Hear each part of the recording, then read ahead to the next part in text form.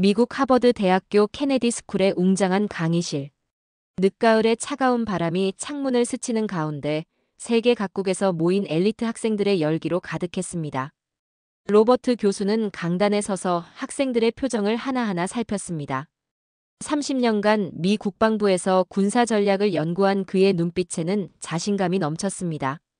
오늘은 아시아의 군사 강국을 분석하겠습니다. 교수의 말이 채 끝나기도 전에 학생들의 입에서 여러 나라 이름이 튀어나왔습니다.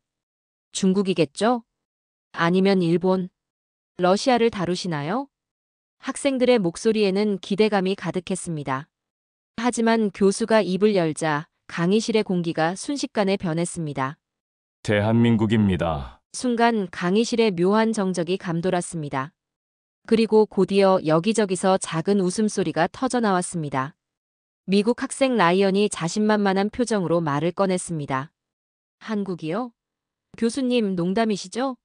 미국의 보호가 없었다면 존재하지도 못했을 나라를 왜? 그의 말이 채 끝나기도 전에 일본 학생 다케시가 거들었습니다. 그의 목소리에는 깊은 우월감이 묻어났습니다. 맞습니다. 북한만 없었어도 진작 사라졌을 나라인데. 독일 학생 루카스는 더욱 신랄했습니다. 그의 차가운 눈빛에는 유럽의 오만함이 가득했습니다. 강대국 사이에 낀 작은 나라일 뿐이죠. 우리가 배울 게 있을까요? 프랑스 학생 클레어는 고개를 갸우뚱거리며 의문을 제기했습니다. 솔직히 저는 궁금해요. 어떻게 그런 위치에서 살아남았는지. 중국 학생 웨이는 무표정한 얼굴로 앞만 바라보고 있었지만 그의 입가에 머문 작은 미소는 비웃음을 숨기지 못했습니다. 뒷자리에 앉아있던 한국 학생 현주의 손끝이 살짝 떨렸습니다. 그녀의 눈빛에는 분노와 서글픔이 교차했습니다. 하지만 곧 그 감정을 꾹 누르고 앞을 바라보았습니다. 교수는 이 모든 광경을 지켜보며 천천히 강단을 가로질렀습니다. 그의 발걸음 소리가 조용한 강의실에 울렸습니다. 그리고 마침내 그가 입을 열었습니다. 여러분의 그 오만함이 바로 역사적으로 강대국들이 저지른 가장 큰 실수입니다. 교수의 목소리에는 날카로운 비판과 깊은 통찰이 담겨 있었습니다. 순간 강의실의 공기가 얼어붙었습니다. 한국은 5천년 역사 동안 단 한 번도 주변 강대국의 속국이 된 적이 없는 세계 유일의 나라입니다. 여러분은 이 사실이 얼마나 놀라운 것인지 이해하고 있습니까? 학생들의 표정이 순식간에 굳어졌습니다. 특히 라이언과 다케시의 얼굴에서는 당혹감이 역력했습니다. 교수는 프로젝터를 켰습니다. 스크린에 미국 국방부라는 글자가 선명하게 떠올랐습니다. 이것은 2023년 한미연합훈련 평가 보고서입니다. 미군 장성들이 한국군의 전술적 우수성에 경탄을 금치 못했다는 내용이 담겨 있죠. 라이언의 얼굴이 창백해졌습니다. 그의 목소리가 떨렸습니다. 그게 사실입니까? 교수의 입가에 작은 미소가 머물렀습니다. 이것은 시작에 불과합니다. 지금부터 여러분께 한국군의 진정한 모습을 보여드리겠습니다. 여러분이 알지 못했던, 아니, 알려고 하지 않았던 진실을요. 현주의 눈빛이 반짝였습니다. 그녀의 가슴 속에서 자부심이 조용히 타올랐습니다. 교수는 다음 슬라이드를 준비하며 말을 이었습니다. 자, 이제 진짜 이야기를 시작해 보겠습니다. 고구려가 어떻게 100만 대군을 물리쳤는지 그 놀라운 전술의 비밀부터 알아볼까요? 강의실은 이제 깊은 긴장감에 휩싸였습니다. 세계 최고의 엘리트들이 모인 이곳에서 그들이 결코 상상하지 못했던 대한민국의 숨겨진 진실이 밝혀지기 시작한 것입니다. 한국이 강하다는 건 알겠습니다만 독일 학생 루카스가 여전히 의심의 눈초리를 거두지 못한 채 말을 이었습니다. 고구려는 결국 중국 변방의 작은 나라 아니었습니까? 로버트 교수는 무거운 침묵 속에서 고대 전쟁 지도를 스크린에 띄웠습니다. 여러분, 세계 전쟁사에서 100만 대군이 동원된 전쟁을 몇 개나 알고 계십니까? 학생들이 잠시 생각에 잠겼습니다. 프랑스 학생 클레어가 조심스럽게 답했습니다. 나폴레옹의 러시아 원정. 약 60만 명이었죠. 맞습니다. 그런데 수나라는 고구려, 침공에 113만의 대군을 동원했습니다. 세계 전쟁사에서 보기 드문 규모였죠. 교수의 말에 중국 학생 웨이가 자부심 가득한 목소리로 끼어들었습니다. 그렇죠. 우리 수나라는 당시 세계 최강 대국이었으니까요. 113만 대군이면 고구려 같은 작은 나라는. 교수가 웨이의 말을 정중히 끊었습니다. 결과부터 말씀드리죠. 이 작은 나라가 수나라의 113만 대군을 괴멸시켰습니다. 강의실이 순식간에 술렁였습니다. 웨이의 얼굴이 붉어졌고 다른 학생들의 눈이 커졌습니다. 하지만 어떻게? 라이언이 믿기지 않는다는 듯 중얼거렸습니다. 교수는 지도를 가리키며 설명을 이어갔습니다. 고구려의 전술은 크게 세 단계로 나뉩니다. 첫째, 지형을 이용한 차단 전술입니다. 스크린에는 요동 지역의 지형도가 나타났습니다. 고구려는 수나라군이 반드시 지나야 할 협곡과 계곡의 성을 쌓았습니다. 마치 바둑에서 중요한 포인트를 선점하는 것처럼요. 이것이 바로 험한 요새의 시작이었습니다. 뒷자리에 앉아있던 현주가 조용히 미소를 지었습니다. 그녀의 할아버지가 들려주신 이야기가 떠올랐기 때문입니다. 둘째, 보급로 차단 전술입니다. 여러분, 113만 대군이 하루에 필요한 식량이 얼마나 될까요? 학생들이 잠시 계산에 빠졌습니다. 약 1130톤입니다. 당시 기술로는 이 엄청난 물자를 원활히 보급하는 것이 거의 불가능했죠. 고구려는 이 약점을 정확히 파고들었습니다. 교수는 지도에 표시된 붉은 선들을 가리켰습니다. 고구려군은 게릴라 전술로 수나라군의 보급로를 끊었습니다. 식량을 나르는 마차들이 불타고 보급 부대가 습격당했죠. 전쟁은 총칼만으로 하는 게 아닙니다. 일본 학생 다케시가 고개를 갸웃거리며 물었습니다. 하지만 그래도 100만이 넘는 군대인데 단순히 보급 차단만으로는. 마지막 전술을 보여드리죠. 교수가 새로운 슬라이드를 보여주었습니다. 살수대첩이라고 들어보셨나요? 고구려는 수나라 군대를 요동 벌판으로 유인했습니다. 배고프고 지친 군대를 넓은 평야로 이끈 거죠. 그리고 교수의 목소리가 한층 깊어졌습니다. 살수강의 수문을 열었습니다. 수십만의 군사가 순식간에 물살에 휩쓸렸죠. 고구려는 자연을 무기로 삼은 겁니다. 강의실은 숨막히는 긴장감에 휩싸였습니다. 웨이의 얼굴이 창백해졌고 다른 학생들은 충격에 빠진 듯 했습니다. 이것이 고구려의 전술이었습니다. 단순한 싸움이 아닌 지형과 전략, 자연과 심리를 모두 활용한 총체적 전쟁이었죠. 잠시 침묵이 흐른 후 라이언이 조심스럽게 물었습니다. 하지만 교수님, 아무리 뛰어난 전술이었다 해도 이건 그저 역사 속 한 장면 아닙니까? 교수의 입가에 깊은 미소가 번졌습니다. 그의 눈빛이 날카로워졌습니다. 정말 그렇게 생각합니까? 그렇다면 제가 더 놀라운 사실을 알려드리죠. 교수는 천천히 강단을 가로지르며 말을 이었습니다. 여러분의 유럽이 그토록 자랑스러워하는 기사들과 성체들이 몽골의 기마부대 앞에서 불과 몇 년 만에 무너져 내렸다는 사실을 아십니까? 루카스의 표정이 굳어졌습니다. 그게 지금 이 이야기와 무슨 관련이? 고려는 그 무적의 제국, 몽골과 30년을 싸웠습니다. 그리고 결코 무릎을 꿇지 않았죠. 강의실은 깊은 정적에 빠졌습니다. 루카스의 얼굴이 창백하게 변했습니다. 30년이라고요? 그의 목소리가 떨렸습니다. 교수는 천천히 고개를 끄덕였습니다.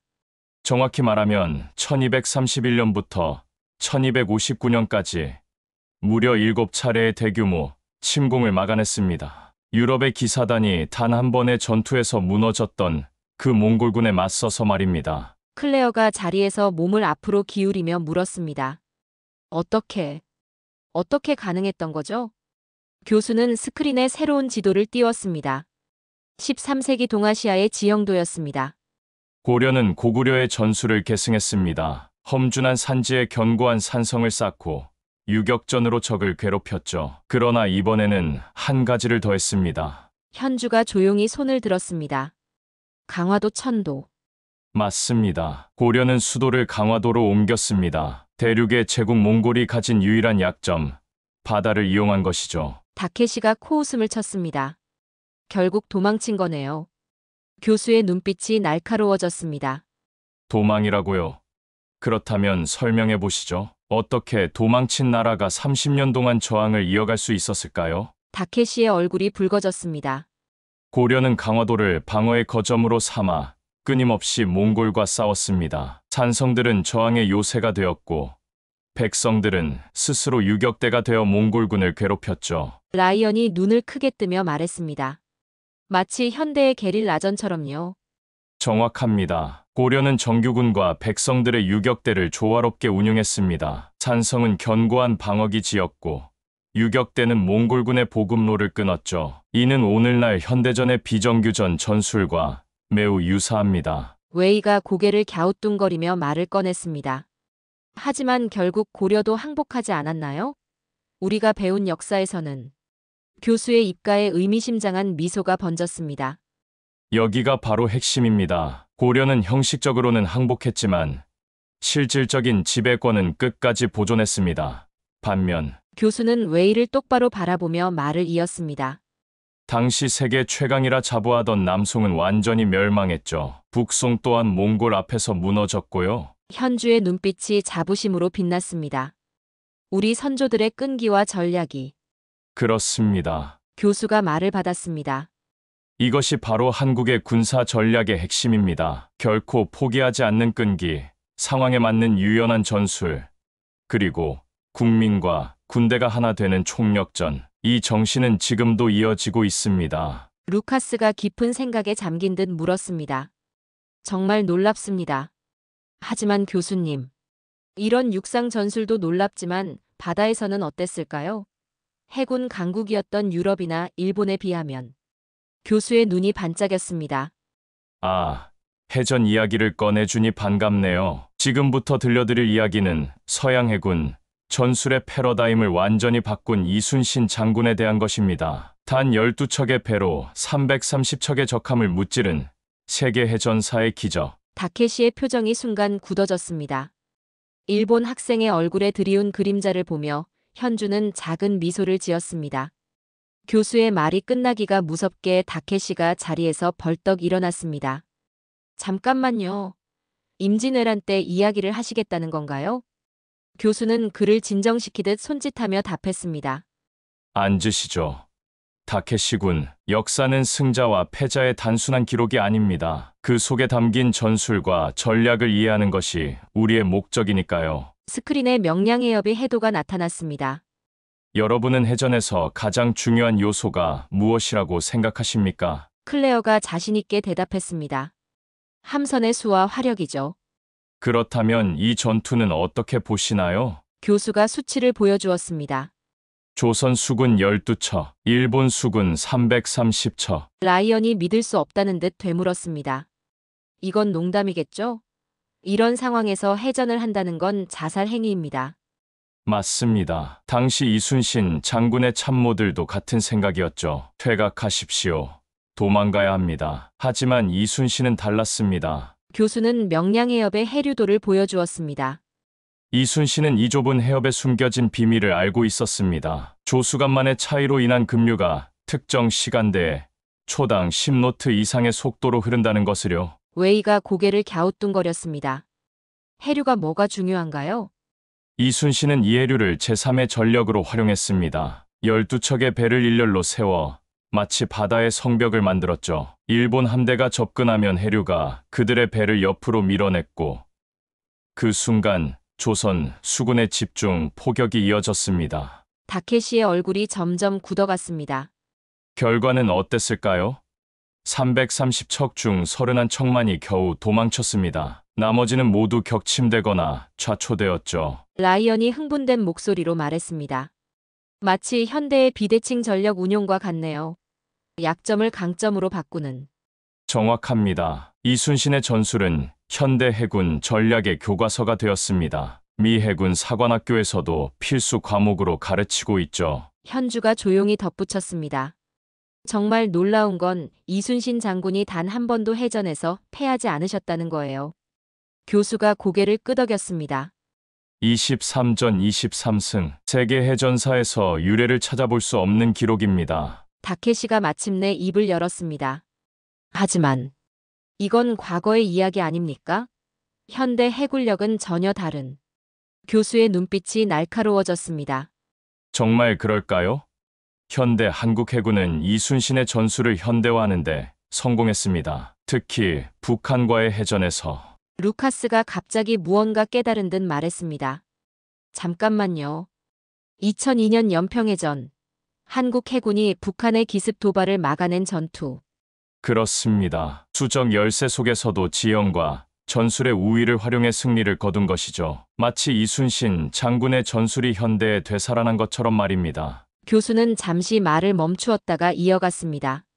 그런데 여러분, 이제 더 놀라운 이야기를 들려드리려 합니다. 현대 한국군이 어떻게 동아시아 최강의 군대로 성장했는지. 강의실은 이제 완전한 긴장감에 휩싸였습니다. 특히 다케시와 웨이의 표정이 심상치 않았습니다. 그들의 국가가 자랑스럽게 내세우는 군사력에 대한 이야기가 곧 시작될 터였기 때문입니다. 제2연평해전. 라이언이 깊은 생각에 잠긴 듯 중얼거렸습니다. 저는 이 전투를 미 해군 사관학교에서 공부했습니다. 특히 한국 해군의 근접, 교전 능력이 인상적이었죠. 교수가 새로운 슬라이드를 보여주었습니다. 현대 한국군의 전력 현황이었습니다. 여러분, 오늘날 한국군에 대해 어떻게 생각하시나요? 웨이가 자신만만하게 말했습니다. 중국군에 비하면 규모가 너무 작죠. 우리는. 교수가 웨이의 말을 부드럽게 끊었습니다. 특수전 사령부를 아십니까? 스크린에 한국 UDTSEAL의 훈련 장면이 나타났습니다. 한국의 UDTSEAL은 미 해군 특수부대의 훈련 과정을 벤치마킹하고 여기에 한반도의 특수한 지형과 작전 환경에 맞는 훈련을 추가했습니다. 매년 미 네이비실과 연합훈련도 실시하고 있죠. 라이언이 몸을 앞으로 기울였습니다. 저희 네이비실과의 연합훈련이요? 그렇습니다. 특히 주목할 만한 것은 극한의 훈련 강도입니다. 영하의 차가운 바다에서 8시간 이상 수중 작전을 수행하는 훈련은 세계 특수부대 중에서도 손에 꼽히는 수준이죠. 다케시가 불편한 듯 자세를 고쳐 앉으며 말했습니다. 하지만 일본은 최신 이지스함을 보유하고 있고 K9 자주포를 아십니까? 교수가 새로운 영상을 보여주었습니다. 이 자주포는 세계적인 성능을 인정받아 터키, 폴란드, 노르웨이, 에스토니아, 호주 등 여러 나라가 도입했습니다. 발사 후 30초 만에 다음 진지로 이동할 수 있는 슈트앤스쿠트 능력은 실전에서 큰 강점이죠. 특히 나토 표준을 충족하면서도 혹한기, 혹서기 시험에서도 안정적인 성능을 보여줬습니다. 루카스가 고개를 끄덕였습니다. 독일도 관심을 보이고 있다고 들었습니다. 그뿐만이 아닙니다. 교수는 KF-21 전투기의 영상을 보여주었습니다. 자체 개발한 4.5세대 전투기입니다. 현재 인도네시아와 공동 개발 중이며 여러 국가가 관심을 보이고 있죠. 웨이가 의문을 제기했습니다. 기술력은 인정하지만 실전 경험이 부족하지 않나요? 교수의 눈빛이 날카로워졌습니다. NLL에서는 지금도 긴장이 계속되고 있습니다. 제1연평해전뿐만 아니라 천안함 사태, 연평도 포격 등 실제 전투 상황에서 한국군은 귀중한 경험을 쌓았죠. 더구나 교수는 한국 해병대 극한훈련 영상을 보여주었습니다. 이것은 동계훈련 장면입니다. 영하 20도의 혹한 속에서 72시간 동안 논스톱으로 진행되는 훈련이죠. 이런 극한의 훈련은 세계적으로도 유례가 드뭅니다. 라이언이 고개를 끄덕였습니다. 사실입니다. 제가 본 한국 해병들의 훈련 강도는 정말 인상적이었죠. 글로벌 파이어파워의 2024년 평가에 따르면 한국군은 세계 7위의 군사력을 보유하고 있습니다. 특히 육군 전력과 첨단 무기체계 분야에서 높은 평가를 받고 있죠. 그때 클레어가 손을 들었습니다. 교수님, 그렇다면 왜 이런 강한 군대가 세계에 잘 알려지지 않은 걸까요? 교수의 입가에 미소가 번졌습니다. 바로 그 질문을 기다리고 있었습니다. 이제 샹그릴라 대화에서 공개된 보고서 내용을 보여드리죠. 교수는 2023년 샹그릴라 대화 회의록을 스크린에 띄웠습니다. 샹그릴라 대화는 아시아 최대 규모의 안보 회의입니다. 여기서 미국 국방부 관계자가 매우 흥미로운 발언을 했죠. 스크린에는 미 국방부 고위 관계자의 발언이 나타났습니다. 한국군은 아시아에서 가장 빠르게 현대화되는 군대 중 하나입니다. 특히 주목할 점은 그들의 국방 기술 발전 속도입니다. 웨이가 의아한 듯 물었습니다. 구체적으로 어떤 분야에서 말씀이신가요? 방위사업청 자료에 따르면 한국은 2023년 기준 국방 예산의 7% 이상을 R&D에 투자하고 있습니다. 특히 드론과 AI 등 첨단 분야에 대한 투자를 지속적으로 확대하고 있죠. 일본 군사 전문가의 질문이 스크린에 나타났습니다. 하지만 일본의 방위력 증강 계획이 더 우위에 있지 않습니까? 그에 대한 미국 장성의 답변이 이어졌습니다. 한국군의 강점은 실전 경험과 첨단 기술의 결합입니다. 그들은 북한과의 실제 대치 상황에서 얻은 경험을 바탕으로 무기 체계를 발전시켜 왔죠. 라이언이 고개를 끄덕였습니다. 저희 미군도 한국군의 접근 방식을 주목하고 있다고 들었습니다. 교수는 다음 슬라이드로 넘어갔습니다. 한국의 방산 수출 통계였습니다. 2022년 이후 한국의 방산 수출은 급격히 증가했습니다. 폴란드와의 대규모 계약은 특히 주목할 만하죠. K2 전차, K9 자주포, FA-50 경공격기, 유럽의 나토 회원국이 한국산 무기를 선택했다는 것은 매우 의미 있는 일입니다. 루카스가 진지한 표정으로 말했습니다. 우리 독일에서도 이 사례를 연구하고 있습니다. 특히 한국의 방산 기술 발전 속도가 인상적이라고. 교수가 말을 이었습니다. 더 주목할 것은 현재 진행 중인 개발 사업들입니다. KF-21 전투기의 성공적인 시험 비행, 차세대 해상무기 체계 개발, 그리고 무인 체계 통합 프로젝트 등이 착실히 진행되고 있습니다. 다케시의 표정이 심각해졌습니다. 그렇다면 앞으로 동아시아의 군사 균형이 정확합니다. 교수가 단호하게 말했습니다. 한국은 이제 단순한 중견 군사 강국이 아닙니다. 실전 경험과 기술력을 겸비한 새로운 강자로 부상하고 있죠. 클레어가 궁금하다는 듯 물었습니다. 그렇다면 앞으로 한국군은 어떤 방향으로 발전할까요? 이제 한국군의 혹한기 훈련을 보여드리겠습니다. 이것은 단순한 훈련이 아닌 그들의 군사력과 의지를 상징적으로 보여주는 것이죠. 강의실의 긴장감이 최고조에 달했습니다. 특히 웨이와 다케시의 표정이 심상치 않았습니다. 한때 그들이 과소평가했던 나라가 이제는 동아시아의 주요 군사 강국으로 부상하고 있다는 사실을 직접 마주하게 된 것입니다. 교수가 새로운 영상을 틀었습니다. 영하 20도의 강원도 산악지대에서 진행되는 한국군의 혹한기 훈련 장면이었습니다. 여러분이 보시는 것은 한국군 특전사의 혹한기 극복 훈련입니다. 영상 속에서 한국군 특전사 대원들은 눈보라 속을 헤치고 있었습니다. 하얀 설산을 배경으로 위장복을 입은 군인들의 모습이 보였습니다. 라이언이 경이로운 눈빛으로 영상을 지켜보았습니다. 저 기온에서 야영을? 그렇습니다. 72시간 동안 진행되는 혹한기 극복 훈련에서는 영하 20도의 눈보라 속에서 생존해야 합니다. 텐트도 침낭도 없이 말이죠. 클레어가 놀란 눈으로 물었습니다. 어떻게 그런 환경에서 버틸 수 있는 거죠? 교수는 훈련 매뉴얼을 보여주었습니다. 이건 단순한 인내심의 문제가 아닙니다. 과학적으로 설계된 훈련이죠. 눈으로 임시 대피소를 만드는 법, 제한된 도구로 불을 피우는 법, 그리고 야생에서 식수를 확보하는 법까지 모든 것이 체계화되어 있습니다. 웨이가 의문을 제기했습니다. 하지만 현대전에서 이런 훈련이 무슨 의미가 있나요? 이제는 첨단 장비가. 교수가 그의 말을 끊었습니다. 현대전에서도 가장 중요한 것은 결국 병사들의 기초 전투력입니다. 극한 상황에서의 생존 능력, 그리고 그 과정에서 단련되는 정신력은 어떤 첨단 장비로도 대체할 수 없죠. 스크린에 새로운 장면이 나타났습니다.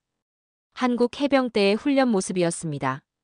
대원들이 얼음물 속에서 훈련하는 장면이었습니다. 루카스가 긴장된 표정으로 물었습니다. 저 물의 온도는?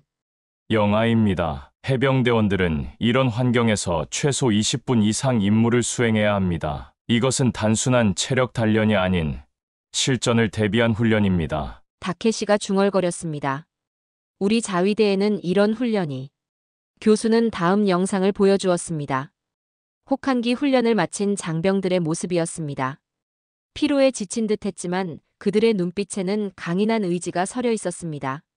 이들이 바로 오늘날 한국군의 모습입니다. 첨단 무기를 다루면서도 극한의 환경에서 살아남을 수 있는 전사들. 이것이 바로 한국군이 가진 특별한 강점입니다. 현주의 눈에 자부심이 어렸습니다. 그녀의 할아버지도 젊은 시절 이런 훈련을 받으셨다고 했던 말씀이 떠올랐기 때문입니다. 교수는 고개를 들어 학생들을 바라보았습니다.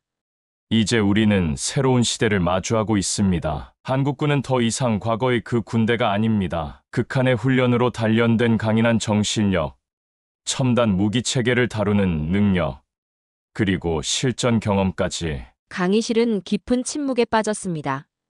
처음에 보였던 조소와 의심은 이제 경외심으로 바뀌어 있었습니다. 침묵 속에서 교수가 천천히 강단을 가로질렀습니다. 여러분, 오늘 우리는 무엇을 배웠습니까? 아무도 대답하지 않았습니다. 평소 자신만만하던 학생들의 표정이 한결같이 심각해져 있었습니다. 교수는 이제 마지막 슬라이드를 준비했습니다. 고구려는 100만 대군을 물리쳤습니다. 고려는 30년간 몽골과 싸웠죠. 이순신 장군은 12척의 배로 330척을 무찌르는 기적을 만들어냈습니다. 교수의 목소리가 강의실 안에 울렸습니다. 그리고 오늘날의 한국군, 첨단 무기 체계를 개발하면서도 혹한의 산악에서 생존하는 군대, 세계 최고의 특수부대를 보유하면서도 겸손함을 잃지 않는 군대가 되었습니다. 라이언이 조용히 손을 들었습니다. 교수님, 처음에 저는 의심했습니다. 하지만 이제는 인정할 수밖에 없네요. 우리가 한국군에 대해 너무 모르고 있었다는 것을. 웨이의 얼굴에는 복잡한 감정이 교차했습니다. 수천 년 전 고구려가 수나라를 물리친 것처럼 현대의 한국도 우리의 예상을 완전히 뒤엎었네요. 다케시는 고개를 깊이 숙인 채 말했습니다. 우리는 한국을 너무 얕봤던 것 같습니다. 교수는 마지막 슬라이드를 보여주었습니다. 그것은 한반도의 야경이었습니다. 반도의 불빛들이 마치 수호신처럼 그 땅을 지키고 있는 모습이었습니다. 이제 세계는 한국을 배우고 있습니다. 그들의 전략, 기술, 그리고 정신, 한때 강대국들 사이에 끼인 작은 나라라고 생각했던 그곳에서 이제는 새로운 군사 강국이 탄생한 것입니다. 클레어가 경외심 어린 목소리로 말했습니다. 마치 다윗과 골리앗 같은 이야기네요. 교수가 고개를 저었습니다. 아닙니다. 다윗은 단 한 번의 승리로 이야기가 끝났지만 한국은 수천 년간 계속해서 승리를 이어왔습니다. 그리고 앞으로도. 강의실의 모든 학생들이 숨죽인 채 교수의 말을 기다렸습니다. 앞으로도 계속될 것입니다. 한국이 보여줄 새로운 역사는 이제 시작일 뿐입니다. 여기는 독일 명문대 홈볼트 대학교 강의실. 한국이 유럽을 추월했다고요? 독일 학생 마르쿠스가 비웃으며 이야기를 이어갔습니다. 유럽이 아시아의 그 작은 나라에게 밀린다고요? 교수님, 그건 말도 안 됩니다. 프랑스에서 유학 온 소피아도 덧붙여서 말했습니다. 그건 불가능합니다. 한국은 유럽을 따라올 수 없어요. 그러자 드미트리 교수는 미소를 지으며 차분하지만 강한 목소리로 이야기했습니다. 불가능하다고요. 그럼 이건 어떻게 설명할 겁니까? 그 순간 강의실이 조용해지고 무거운 긴장감이 감돌았습니다. 그럼에도 교수님의 표정은 전혀 변하지 않았고 오히려 그의 입가에는 옅은 미소가 번지고 있었습니다. 여러분 안녕하세요. 오늘은 정말 특별한 이야기를 들려드리려고 합니다. 독일의 명문 훔볼트 대학교에서 실제로 일어난 놀라운 일이었습니다. 1810년에 설립된 훔볼트 대학교. 아인슈타인과 헤겔이 걸었던 이 캠퍼스에서 새로운 역사가 쓰여지고 있었죠. 노란 은행잎이 거리를 수놓은 그날. 드미트리 교수의 경제학 강의실에서는 세계 경제 패러다임의 변화를 주제로 열띤 토론이 벌어지고 있었습니다. 여러분, 오늘은 매우 특별한 강의가 될 것 같군요. 드미트리 교수는 날카로운 눈빛으로 300명의 학생들을 바라보며 말을 이어갔습니다. 스크린에는 세계 경제 강국들의 이름이 하나씩 나타났죠. 미국, GDP 세계 1위. 중국, GDP 세계 2위. 일본, GDP 세계 3위. 독일, GDP 세계 4위. 자, 여러분은 어떤 나라가 미래의 경제를 주도할 것이라고 생각하시나요? 독일 학생 마르쿠스가 자신감 있게 대답했습니다. 당연히 미국과 중국의 양강 구도가 계속될 것 같습니다. EU도 하나의 경제권으로 본다면 충분히 경쟁력이 있죠. 프랑스에서 온 소피아도 의견을 보탰습니다. 저는 유럽의 가능성을 높게 봅니다. 우리는 오랜 역사와 전통, 그리고 탄탄한 제조업 기반을 가지고 있으니까요. 학생들 사이에서 동의하는 웅성거림이 들렸습니다. 그때였습니다. 드미트리 교수가 의미심장한 미소를 지으며 말했죠. 흥미로운 의견들입니다. 하지만 여러분, 우리가 간과하고 있는 매우 중요한 나라가 있습니다. 강의실이 순간 조용해졌습니다. 바로 대한민국입니다. 그 말을 들은 학생들의 표정이 순식간에 의아함으로 가득 찼습니다. 독일 학생 한스는 약간 비웃는 듯한 어조로 물었죠. 교수님, 한국이요? 인구가 5천만도 안 되는 작은 나라가 무슨? 드미트리 교수는 날카로운 눈빛으로 한스를 바라보며 대답했습니다. 한스 군, 당신의 그 생각이 바로 우리 유럽이 가진 가장 큰 약점입니다. 오만함과 현실 안주, 그리고 변화를 두려워하는 마음이죠. 스크린에 한국의 최근 30년간 GDP 성장 그래프가 나타났습니다. 가파른 상승 곡선을 보며 학생들의 눈이 커졌죠. 여러분, 이제부터 제가 들려드릴 이야기는 어쩌면 당신들의 세계관을 완전히 뒤집어 놓을지도 모릅니다. 한국이 어떻게 유럽을 추월했는지, 그리고 왜 우리가 그들을 따라잡기 어려운지를 말이죠. 강의실 뒤쪽에 앉아있던 한국 교환학생 민지가 살짝 미소를 지었습니다. 그녀는 이미 알고 있었을까요? 자신의 조국이 이룩한 놀라운 성과들을요. 자, 이제 시작해볼까요? 한국이 유럽을 뛰어넘은 진짜 이유를. 드미트리 교수의 말이 끝나자 강의실의 모든 학생들이 그의 다음 이야기를 기다리고 있었습니다. 그들의 눈빛에는 호기심과 의구심이 교차했죠. 작지만 강한 나라, 대한민국. 과연 그들은 어떻게 유럽의 오랜 역사와 전통을 뛰어넘을 수 있었을까요? 드미트리 교수는 잠시 숨을 고르더니 스크린에 1997년 한국의 IMF 위기 당시 사진들을 띄웠습니다. 여러분, 1997년 한국은 국가 부도 직전까지 갔습니다. IMF라는 전 세계가 두려워하는 세 글자 앞에서 많은 전문가들은 한국의 몰락을 예견했죠. 스크린에는 당시 뉴스 화면이 나오고 있었습니다. 수많은 사람들이 줄을 서서 자신의 금을 나라에 기부하는 모습이었죠. 하지만 일어난 일은 모두의 예상을 벗어났습니다. 전 세계 역사상 유례없는 일이 벌어졌죠. 국민들이 자발적으로 금을 모으기 시작한 겁니다. 독일 학생 마리아가 놀란 목소리로 물었습니다. 잠시만요, 교수님. 그게 무슨 의미인가요? 왜 금을 모았다는 게? 드미트리 교수는 미소를 지으며 대답했습니다.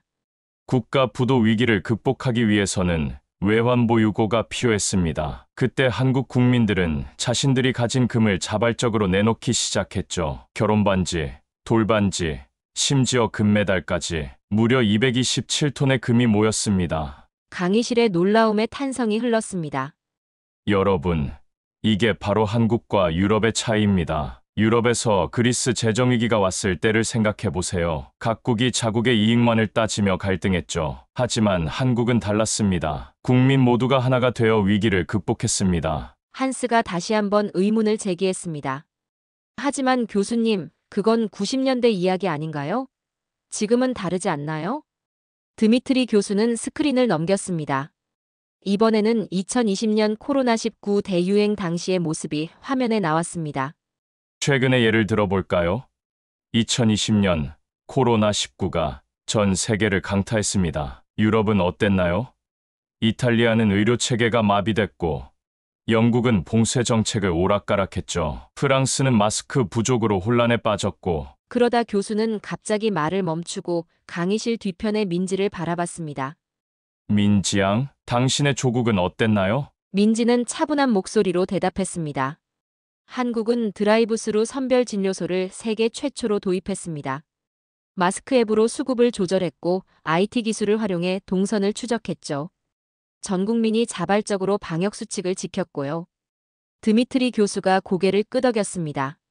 맞습니다. 한국의 K방역은 전 세계의 표준이 됐죠. WHO는 한국의 방역 시스템을 극찬했고, 많은 나라들이 한국의 방식을 배우러 왔습니다. 프랑스 학생 소피아가 손을 들었습니다. 그런데 교수님, 어떻게 그런 게 가능했던 거죠? 유럽에서는 마스크 착용만으로도 시위가 일어났는데. 드미트리 교수는 의미심장한 미소를 지었습니다. 바로 그겁니다. 한국인들은 위기 상황에서 놀라운 결집력을 보여줍니다. IMF 때도 코로나19 때도 그랬죠. 개인의 자유만을 주장하며 정부와 대립하는 게 아니라 공동체를 위해 자발적으로 협력합니다. 교수는 잠시 말을 멈추고 강의실을 둘러보았습니다. 이것이 바로 한국이 위기 속에서 더 강해지는 이유입니다. 우리 유럽은 수백 년의 역사와 전통을 자랑하지만 위기 앞에서는 하나가 되지 못합니다. 반면 한국은 위기가 올 때마다 더 단단해지고 더 혁신적이 되죠. 스크린에는 이제 한국의 코로나19 확진자 그래프와 유럽의 그래프가 나란히 표시됐습니다. 그 차이는 너무나 명확했죠.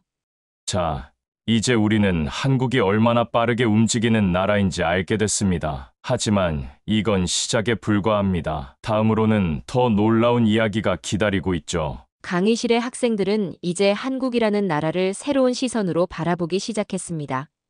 작은 나라라고만 생각했던 편견이 하나둘 깨지고 있었죠. 그리고 이것은 시작에 불과했습니다. 드미트리 교수는 자신의 스마트폰을 꺼내 들었습니다.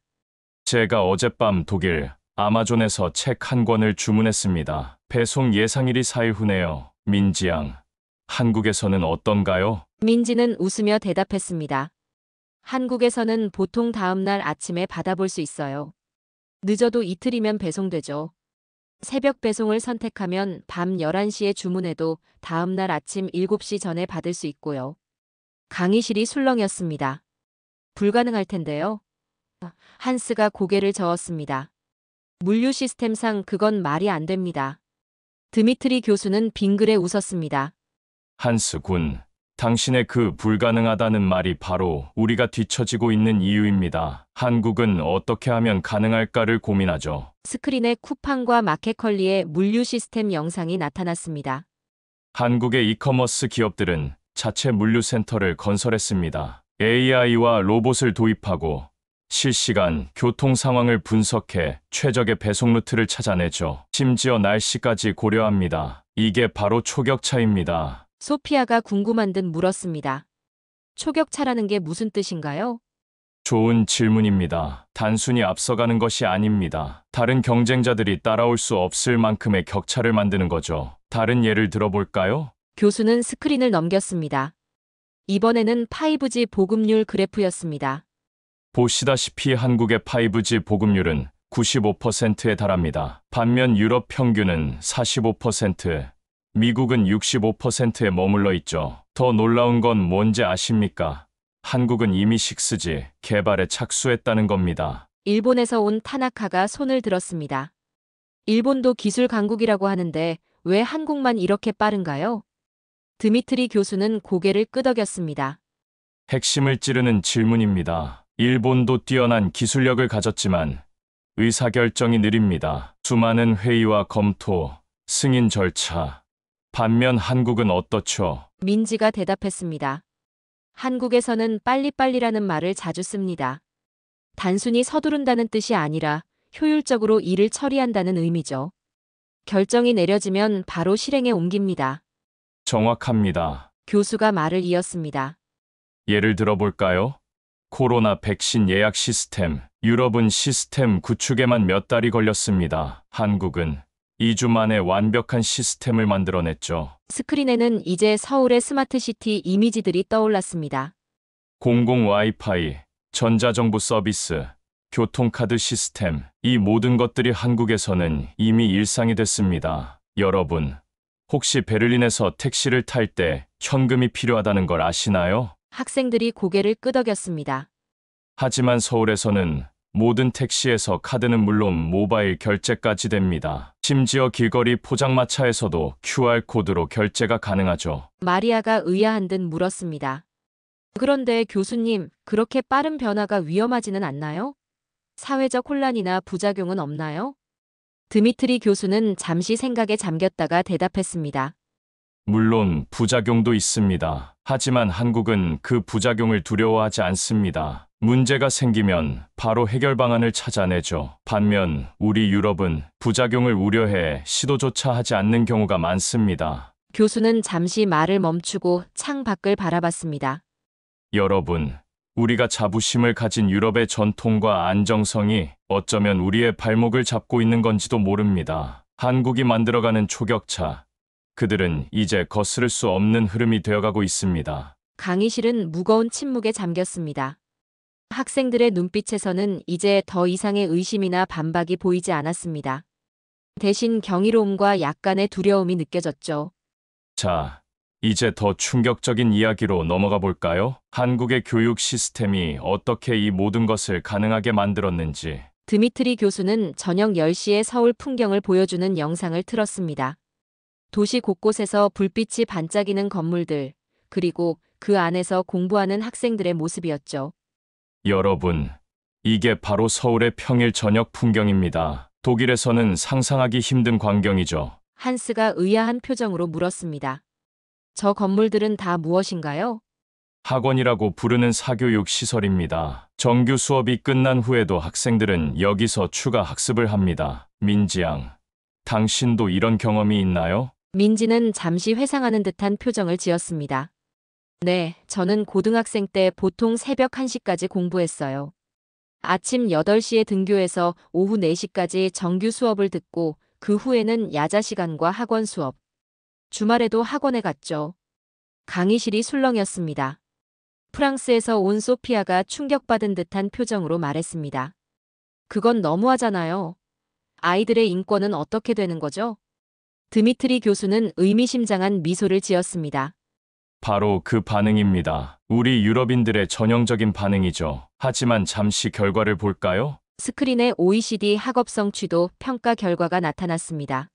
수학, 과학, 독해, 능력, 모든 분야에서 한국은 최상위권입니다. 특히 과학기술 분야의 성과는 압도적이죠. 삼성, 현대, LG와 같은 세계적 기업들이 끊임없이 혁신을 이뤄낼 수 있는 이유가 바로 여기에 있습니다. 마리아가 손을 들었습니다. 하지만 교수님, 그런 극심한 경쟁이 학생들의 행복을 해치지 않나요? 드미트리 교수는 고개를 끄덕였습니다. 좋은 지적입니다. 실제로 한국의 청소년 행복도는 OECD 국가 중 하위권에 속합니다. 하지만 여기서 우리가 주목해야 할 점이 있습니다. 교수는 스크린을 전환했습니다. 이번에는 각국의 사회계층 이동성 지표였습니다. 보시다시피 한국은 교육을 통한 계층 이동이 가장 활발한 나라 중 하나입니다. 가난한 집의 자녀도 열심히 공부하면 의사, 판사, 교수가 될 수 있죠. 유럽의 많은 국가들이 여전히 계급 사회의 흔적을 보이는 것과는 대조적입니다. 타나카가 궁금증을 표했습니다. 일본도 교육열이 높다고 하는데 한국과는 어떤 차이가 있나요? 결정적인 차이가 있습니다. 교수가 대답했습니다. 일본의 교육이 수능과 조화를 강조한다면 한국의 교육은 도전과 혁신을 추구합니다. 실패를 두려워하지 않는 도전 정신, 끊임없는 자기 개발. 이것이 바로 한국 교육의 특징이죠. 민지가 보충 설명을 했습니다. 한국에서는 공부가 제일 쉬웠어요라는 말이 있어요. 사회에 나가서 겪는 경쟁은 입시 경쟁보다 더 치열하다는 뜻이죠. 그만큼 어릴 때부터 경쟁과 도전을 배웁니다. 드미트리 교수는 깊이 공감한다는 듯 고개를 끄덕였습니다. 맞습니다. 한국의 교육 시스템은 단순히 지식을 전달하는 것이 아닙니다. 끊임없이 목표를 향해 달려가는 습관, 실패해도 다시 일어서는 회복력, 그리고 항상 최고를 추구하는 마인드를 키워주죠. 교수는 잠시 말을 멈추고 학생들을 둘러보았습니다. 여러분, 우리는 종종 한국의 교육 시스템을 비인간적이라고 비판합니다. 하지만 그들은 이미 우리가 상상하지 못한 미래를 준비하고 있는지도 모릅니다. 4차 산업혁명 시대, AI와 경쟁해야 하는 시대, 과연 누가 더 잘 준비되어 있을까요? 강의실은 무거운 침묵에 빠졌습니다. 학생들의 표정에서는 이제 비판이나 의문보다는 깊은 생각에 잠긴 모습이 역력했습니다. 자, 이제 우리는 한국의 성공이 우연이 아니라는 것을 알게 됐습니다. 그렇다면 다음은 무엇일까요?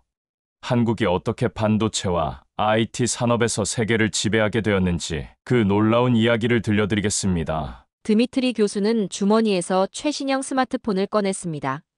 여러분, 이 작은 기계 하나에 담긴 반도체의 가치가 얼마인지 아십니까? 잠시 침묵이 흐르자 교수는 계속 말을 이어갔습니다.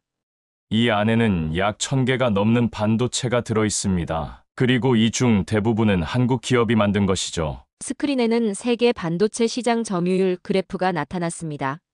메모리 반도체 시장에서 삼성전자의 점유율은 44%, SK하이닉스는 31%, 두 회사를 합치면 75%가 넘습니다. 사실상 한국의 독점 시장이죠. 중국에서 온 리웨이가 손을 들었습니다. 하지만 중국도 매년 수천억 달러를 반도체 산업에 투자하고 있습니다. 곧 따라잡을 수 있지 않을까요? 드미트리 교수는 의미심장한 미소를 지었습니다.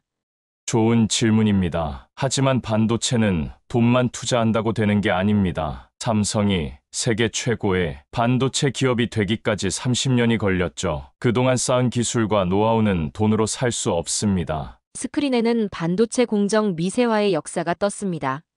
보시다시피 10나노, 7나노, 5나노, 이제는 3나노 공정까지 한국은 계속해서 불가능을 가능으로 만들어 왔습니다. 유럽의 ASML이 반도체 장비를 만들면 한국의 삼성과 SK하이닉스는 그걸로 더 놀라운 것들을 만들어내죠. 소피아가 궁금증을 표현했습니다. 그런데 교수님, 왜 유럽은 반도체 시장에서 이렇게 뒤처진 걸까요? 드미트리 교수는 깊은 한숨을 내쉬었습니다. 1990년대 유럽의 기업들은 반도체가 미래의 핵심 산업이 될 거라는 걸 알지 못했습니다. 수익성이 낮다는 이유로 투자를 줄였죠. 반면 한국은 어땠나요? 민지가 대답했습니다. IMF 외환위기 때도 삼성은 반도체 투자를 멈추지 않았어요. 오히려 더 과감하게 투자했죠. 초격차 전략이었습니다. 정확합니다. 교수가 말을 이었습니다. 위기 때 투자를 늘리는 것, 남들이 가지 않는 길을 가는 것, 이것이 바로 한국 기업의 특징입니다. 이번에는 한스가 의문을 제기했습니다. 하지만 AI 시대에는 소프트웨어가 더 중요하지 않을까요? 하드웨어의 시대는 저물어가는 것 아닌가요? 드미트리 교수는 환하게 웃었습니다. AI를 구동하는 데 필요한 게 뭔지 아십니까? 바로 고성능 반도체입니다. 챗GPT 같은 AI 한번 실행하는데 수천 개의 반도체가 필요하죠. 게다가 교수는 스크린을 넘겼습니다. 이번에는 한국의 IT 서비스 기업들이 나왔습니다. 네이버와 카카오를 보세요. 이 기업들은 이미 자체 AI를 개발하고 있습니다. 반도체와 소프트웨어를 모두 가진 나라. 그게 바로 한국입니다. 리웨이가 다시 한번 질문했습니다. 그래도 중국의 성장 속도를 보면 교수는 그의 말을 부드럽게 끊었습니다. 최첨단 반도체 하나를 만들기 위해서는 수만 번의 실패를 견뎌내야 합니다. 수율이라고 하죠. 1%의 차이를 위해 수년을 투자하는 끈기가 필요합니다. 중국이 따라잡기 어려운 것은 바로 이런 부분입니다. 교수는 잠시 말을 멈추고 창밖을 바라봤습니다. 여러분, 반도체는 현대 문명의 쌀이라고 합니다. 자동차, 스마트폰, AI, 모든 것의 기본이 되죠. 그리고 이 산업에서 한국은 이미 넘을 수 없는 격차를 만들어냈습니다. 유럽은 산업혁명을 이끌었지만 디지털 혁명은 한국이 주도하고 있는 겁니다. 강의실은 무거운 침묵에 빠졌습니다. 학생들의 눈빛에서는 이제 경외감마저 느껴졌습니다. 자, 이제 우리는 한국의 기술력을 알게 됐습니다. 하지만 한국의 진정한 힘은 따로 있습니다. 바로 전 세계를 사로잡은 문화 콘텐츠, K 콘텐츠의 세계로 들어가 볼까요? 드미트리 교수는 스마트폰으로 한 동영상을 틀었습니다. BTS의 버터 뮤직비디오였죠. 여러분, 이 영상의 유튜브 조회수가 얼마인지 아십니까? 8억 뷰가 넘습니다. 전 세계 인구의 10%가 본 셈이죠. 소피아가 웃으며 말했습니다. 저도 BTS의 팬이에요. 파리에서 콘서트를 했을 때 12시간을 줄 서서 티켓을 구했죠. 드미트리 교수는 고개를 끄덕였습니다. 프랑스는 문화 강국입니다. 패션, 예술, 음악, 오랜 세월 세계 문화를 이끌어왔죠. 하지만 지금 젊은이들에게 가장 영향력 있는 문화는 무엇일까요? 스크린에 넷플릭스 순위가 떴습니다. 오징어 게임, 더 글로리, 슬기로운 의사생활, 상위권의 상당수를 한국 드라마들이 차지하고 있었습니다. 놀랍지 않나요? 자막이나 더빙으로 봐야 하는 콘텐츠가 전 세계 시청자들의 마음을 사로잡았습니다. 유럽의 어떤 드라마도 이루지 못한 성과죠. 한스가 의문을 제기했습니다. 하지만 그건 일시적인 현상 아닌가요? K-팝이나 한국 드라마의 인기가 언제까지 갈 수 있을까요? 민지가 차분히 대답했습니다. BTS 이전에는 싸이가 있었고 오징어 게임 이전에는 겨울 연가가 있었어요. 한국 콘텐츠는 계속해서 진화하고 있습니다. 드미트리 교수가 말을 이었습니다. 정확합니다. 더 중요한 건 이제 K 콘텐츠가 단순한 문화를 넘어 거대한 산업이 됐다는 겁니다. 스크린이 바뀌며 한국의 문화산업 수출액 그래프가 나타났습니다. 보시다시피 한국의 문화산업 수출액은 매년 두 자릿수 성장을 하고 있습니다. 여기에는 음악, 드라마뿐만 아니라 게임, 웹툰, 애니메이션까지 포함됩니다. 교수는 잠시 말을 멈추고 청중을 둘러보았습니다. 그런데 더 놀라운 건 따로 있습니다. K 콘텐츠의 성공이 다른 산업으로 확장되고 있다는 거죠. 스크린에는 이번에는 K푸드와 K뷰티 관련 이미지들이 떴습니다. BTS의 팬이 된 프랑스 청소년은 한국 라면을 먹고 오징어 게임을 본 독일 직장인은 한국 화장품을 구매합니다. 한류는 이제 거대한 산업 생태계가 된 겁니다. 마리아가 궁금증을 표현했습니다. 프랑스는 화장품의 본고장인데 왜 요즘 젊은이들은 한국 화장품을 더 선호하는 걸까요? 드미트리 교수는 빙그레 웃었습니다. 혁신 때문입니다. 비비크림, 파운데이션 쿠션, 이런 제품들은 한국 기업들이 최초로 개발했죠. 프랑스가 전통을 고수하는 동안 한국은 계속해서 새로운 것을 만들어냈습니다. 리웨이가 의아한 듯 물었습니다. 그런데 교수님, 음식도 마찬가지인가요? 중국이나 일본 음식이 더 유명하지 않나요? 흥미로운 질문입니다. 교수가 대답했습니다. 실제로 통계를 보면 한국 음식의 세계화는 최근 10년 사이에 폭발적으로 성장했습니다. 특히 젊은 층에서 인기가 높죠. 김치, 떡볶이, 불고기. 이제는 전 세계 어디서나 찾아볼 수 있는 음식이 됐습니다. 교수는 스크린을 다시 한번 전환했습니다. 이번에는 세계 각국의 한식당 증가 추이였습니다. 보시다시피 전 세계 한식당의 수는 매년 30% 이상 증가하고 있습니다. 그것도 고급 레스토랑부터 길거리 음식까지 다양한 형태로요. 심지어 미슐랭 스타를 받은 한식당도 늘고 있죠. 소피아가 흥미롭다는 듯 말했습니다. 파리에서도 요즘 한국 식당에 가려면 예약을 해야 해요. 특히 MZ세대 사이에서는 필수 맛집이 됐죠. 드미트리 교수는 의미심장한 표정을 지었습니다. 바로 그겁니다. 한국은 단순히 문화를 수출하는 게 아닙니다. 라이프 스타일을 수출하고 있는 거죠. 음악, 드라마, 음식, 화장품, 패션, 모든 것이 하나로 연결되어 시너지를 만들어내고 있습니다. 잠시 강의실이 조용해졌습니다.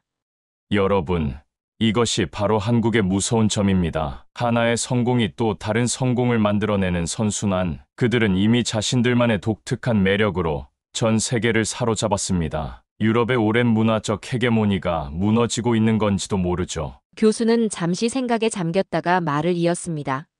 자, 이제 우리는 한국이 어떻게 세계인의 마음을 사로잡았는지 알게 됐습니다. 하지만 이 모든 것을 가능하게 만든 또 다른 비결이 있습니다. 바로 한국인들의 놀라운 조직력과 단결력. 다음 시간에는 그 이야기를 들려드리겠습니다. 드미트리 교수는 한국의 군대 훈련 영상을 보여주었습니다.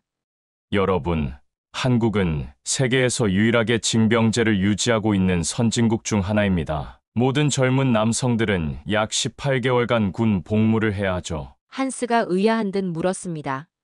그게 왜 중요한가요? 오히려 경제적 손실 아닌가요? 드미트리 교수는 의미심장한 미소를 지었습니다.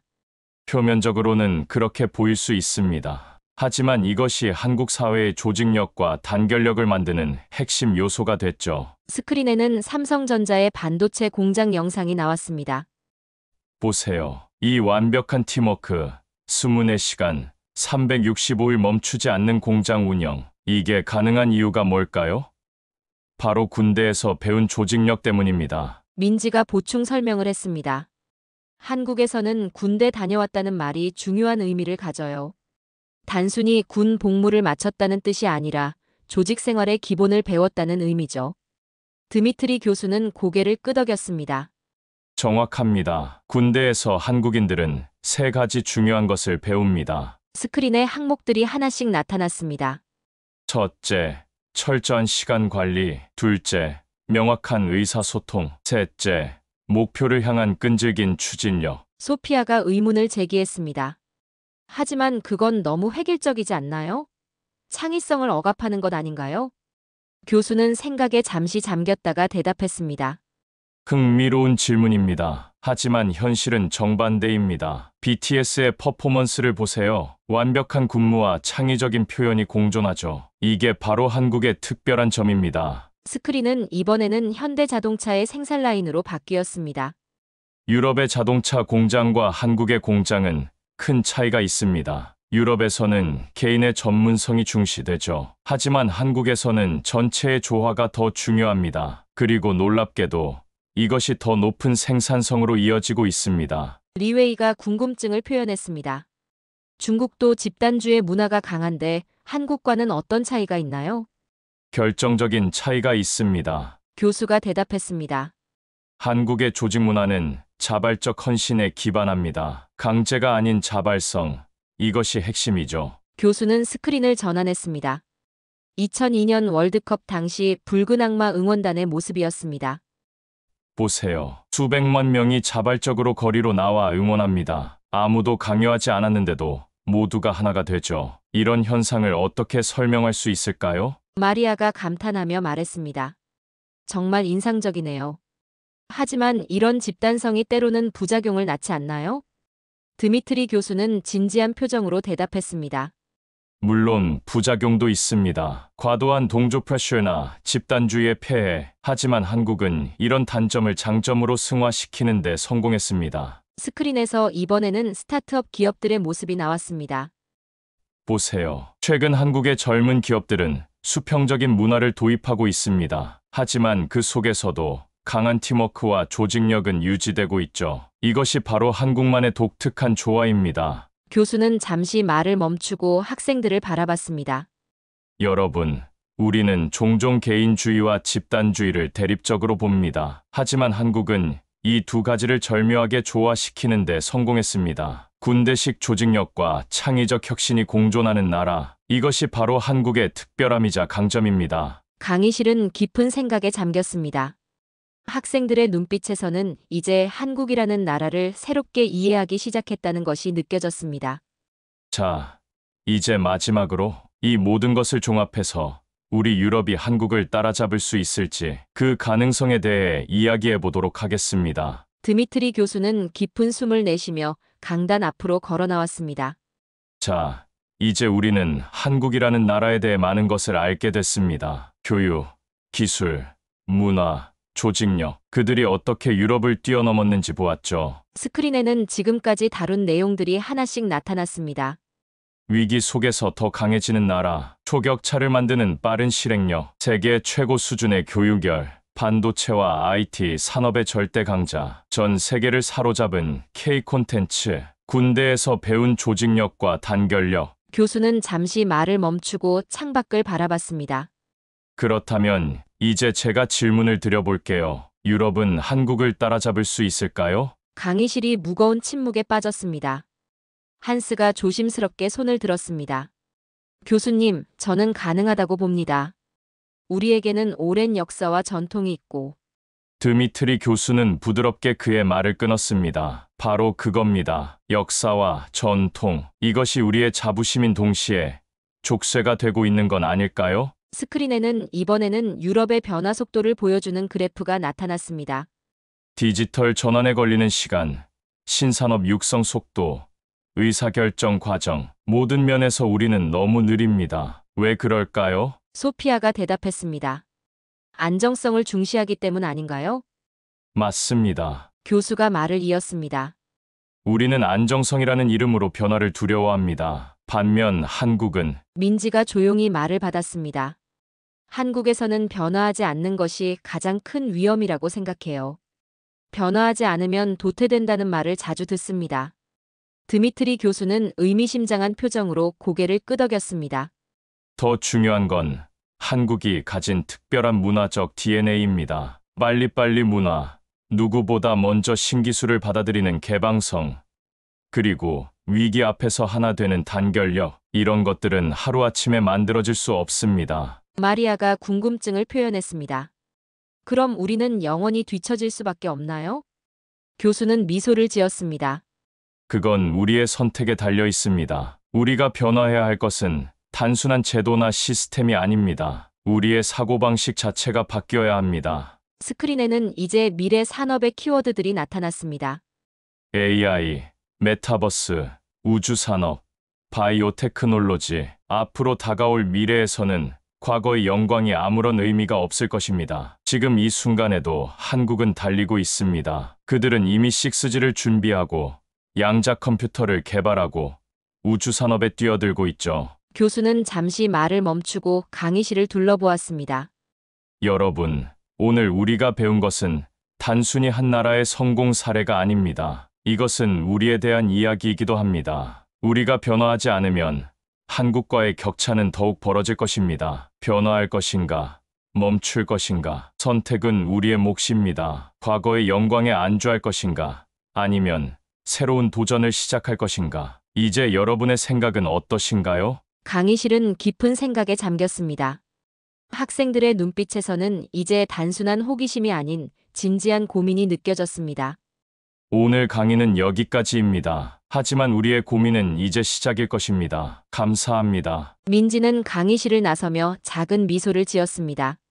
그녀의 조국이 이룩한 성과가 이제는 전 세계에 새로운 도전 과제를 던지고 있다는 사실이 자랑스러웠을까요? 이처럼 한국은 불가능을 가능으로 만들어 왔습니다. 작은 나라였지만 세계 최고의 반도체를 만들었고, 자원이 없는 나라였지만 세계 최고의 조선 강국이 되었으며, 인구가 적은 나라였지만 전 세계인의 마음을 사로잡는 문화 강국이 되었습니다. 위기가 올 때마다 더 강해졌고 변화가 필요할 때마다 더 빨리 움직였으며 불가능해 보이는 목표 앞에서도 절대 포기하지 않았습니다. 한국의 진정한 힘은 바로 여기에 있습니다. 끊임없이 도전하는 정신, 하나 되어 일어서는 단결력, 그리고 더 나은 미래를 향한 흔들림 없는 의지. 이제 세계는 한국을 주목하고 있습니다. 다음은 어떤 새로운 역사를 써내려 갈지, 어떤 놀라운 혁신을 보여줄지 세계가 궁금해하고 있습니다. 한국의 이야기는 여전히 현재 진행형입니다. 더 높이, 더 멀리, 더 새롭게. 한국의 도전은 계속됩니다. 지금 이 영상을 보고 계신 분들 중에도 힘든 시간을 보내고 계신 분들이 계실 겁니다. 하지만 기억하세요. 우리는 대한민국 사람입니다.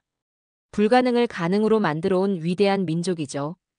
일제강점기를 이겨냈고 전쟁의 폐허 속에서 다시 일어났으며 찢어지게 가난했던 나라를 세계 10위권 경제대국으로 만들어냈습니다. 그리고 지금 전 세계 곳곳에서 한국인들이 새로운 역사를 쓰고 있습니다. K-팝, K-드라마, K-뷰티. 이제는 전 세계가 대한민국을 주목하고 있습니다. 우리의 열정과 노력을 인정하고 있죠. 여러분도 할 수 있습니다.